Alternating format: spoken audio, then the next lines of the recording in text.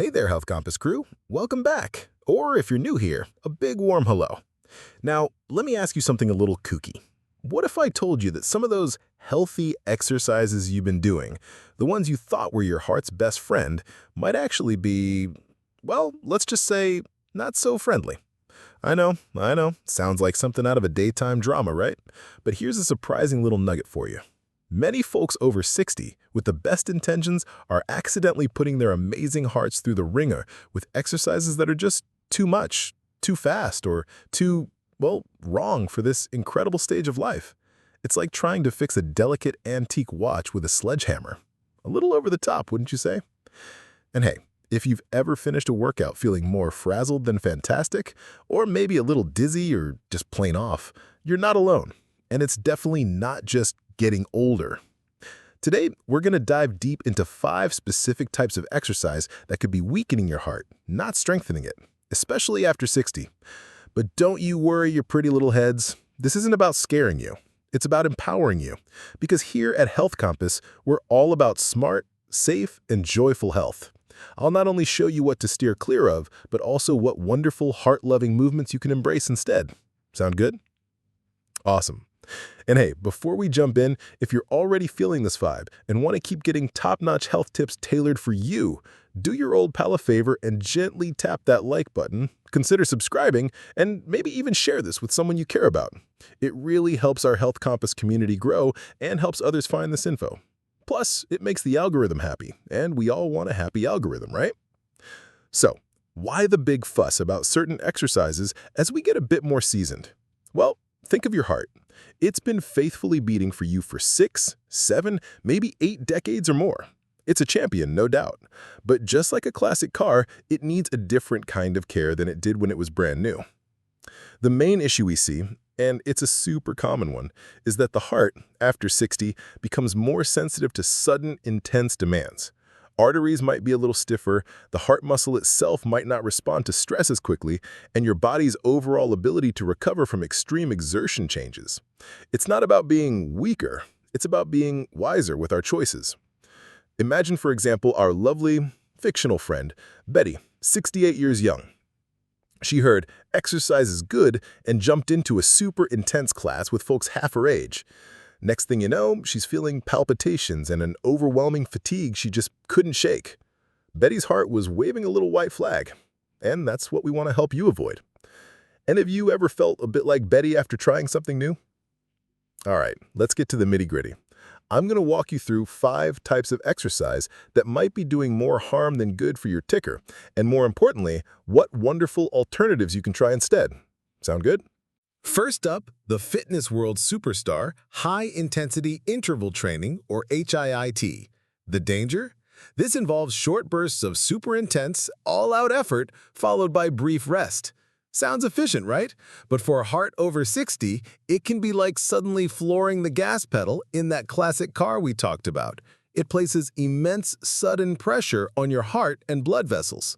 The science, simplified, your heart might already be managing things like higher blood pressure or stiffer arteries. HIIT can cause rapid spikes in blood pressure and force your heart to work way harder and faster than it can safely handle. This doesn't build strength, it builds risk. Sometimes the damage isn't obvious right away, it's a quiet strain. Real-life impact? You might feel lightheaded, excessively breathless, or experience chest discomfort. Many seniors push through, thinking it's part of getting fit, but internally, your heart is struggling. A safer, wiser alternative, instead of those frantic bursts, think steady-state cardio. A lovely brisk walk where you can still hold a conversation, a gentle swim, or a leisurely bike ride. These build endurance and heart health without the shock to your system.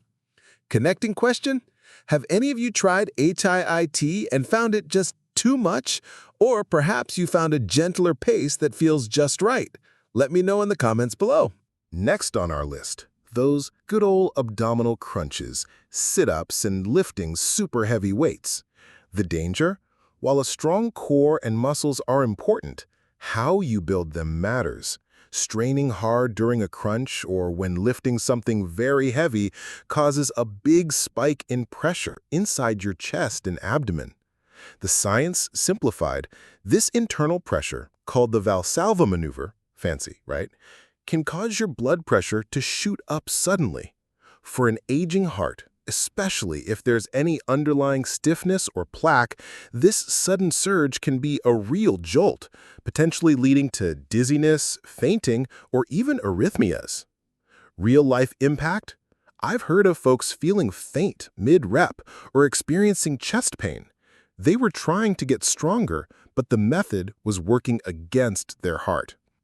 Safer, wiser alternative. Forget the floor crunches that strain your neck and back anyway. Think about gentle core stabilization exercises like pelvic tilts, bird dog, or modified planks, maybe against a wall or on your knees. For strength, swap heavy weights for lighter weights with more repetitions, or even better, resistance bands. Focus on controlled, smooth movements. And always breathe through the effort. Don't hold your breath. Connecting question? What are your favorite gentle ways to keep your core and muscles toned? I'm always looking for new ideas to share with the HealthCom family. This one might surprise you. Exercising in very hot or very cold weather. The danger: our bodies are amazing, but as we age, our ability to regulate internal temperature isn't as spry as it used to be. Extreme weather puts extra stress on the heart before you even take a step. The science simplified. In the cold, your blood vessels constrict, tighten up to keep you warm. This makes your blood pressure go up, and your heart has to pump harder against that resistance. In the heat, your blood vessels dilate, widen to cool you down, and your heart rate increases, and you can get dehydrated much faster. This also makes your heart work overtime, not from the exercise itself, but just from trying to cope with the temperature. Real-life impact? People can experience shortness of breath, dizziness, or even collapse during a summer walk or a chilly winter stroll if they're not careful. Safer, wiser alternative? Be a fair weather exerciser. If it's scorching hot or freezing cold, opt for indoor activities. Walk in a mall, try an online class in your living room, like one from Health Compass perhaps, or visit a community center. If you do go out, dress in layers for the cold, wear light, breathable clothes for the heat, and hydrate. Listen to your body. If it feels too extreme, it probably is. Connecting question? Do you prefer exercising indoors or outdoors? And how do you adapt your routine when the weather gets wild? Okay, number 4. Exercises involving a lot of jumping, quick, jerky movements, or sudden changes in direction. Think jumping jacks, burpees, heaven forbid, or fast-paced aerobics with lots of twists and turns. The danger: these movements can feel energizing, but for a body over 60, they can be a recipe for trouble, not just for your joints, but for your cardiovascular system and balance. The science simplified. As we age, our nervous system reacts a tad slower, our balance can be less reliable, and those arteries are, as we've said, often a bit stiffer. Rapid shifts, jumps, and quick turns can cause your blood pressure to fluctuate erratically, your heart to race irregularly, and can even compromise oxygen delivery. It's a lot for your system to handle all at once. Real-life impact? This can lead to dizziness, palpitations, and increased risk of falls, which is a huge concern, or just feeling completely disoriented. Safer, wiser alternative? Embrace slow, fluid, and controlled movements. Think Tai Chi. It's beautiful for balance and gentle strength. Water aerobics are fantastic because the water supports you. Gentle stretching, modified yoga, or even just mindful, deliberate walking. The key is grace and control, not speed and impact. Connecting question: have you discovered any wonderfully smooth and flowing exercises that you absolutely love? Share your favorites. You might inspire someone else.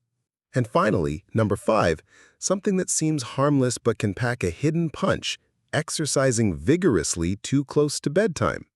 The danger, while winding down with a gentle stretch is fine, a more moderate or intense workout late in the evening can disrupt your body's natural preparation for sleep, and good sleep is gold for heart health.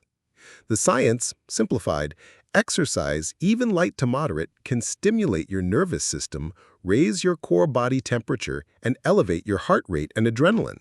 These are all signals to your body to stay alert right when it should be winding down. As we age, our sleep cycles, circadian rhythms, can become more sensitive. Real-life impact.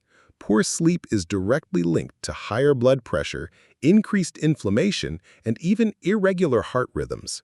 Your heart needs that deep, restorative sleep to repair and recover. If you're sacrificing sleep for a late workout, you might be doing your heart a disservice. Safer, wiser alternative. Aim to get your main exercise in earlier in the day. Morning or early afternoon is often ideal. This can actually help you sleep better. Let your evenings be for relaxation, gentle stretching, or a peaceful stroll after an early dinner. Connecting question. Are you an early bird exerciser or a night owl? Have you noticed how your workout timing affects your sleep?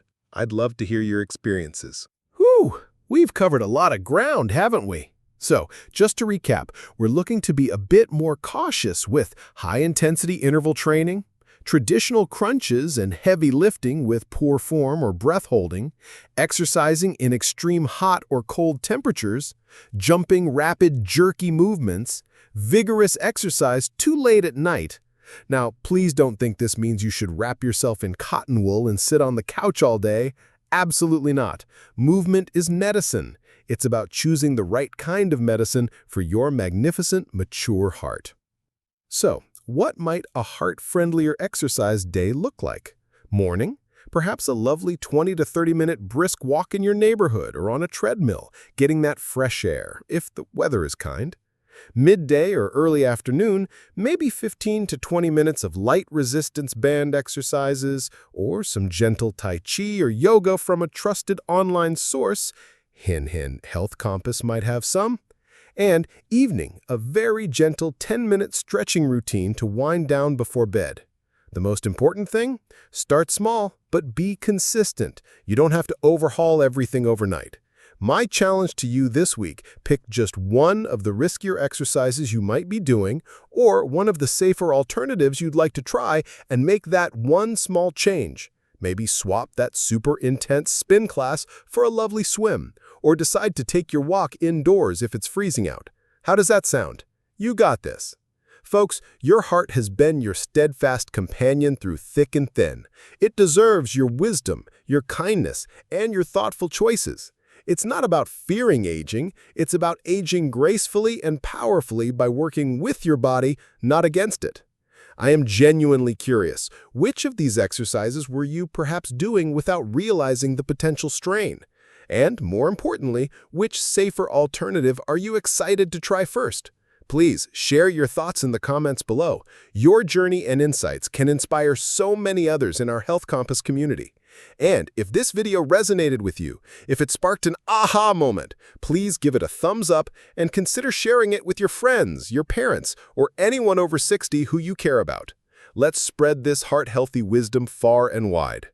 Before you go, don't forget to subscribe to Health Compass and hit that little notification bell so you don't miss out on our upcoming videos. Next week, I'm super excited because we'll be talking about the top 3 superfoods you should be eating daily for a younger heart after 60. You won't want to miss that one, trust me. Thank you so much for spending this time with me today.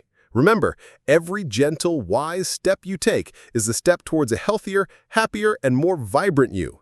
Take care, be kind to your heart, and I'll see you right here on Health Compass next time.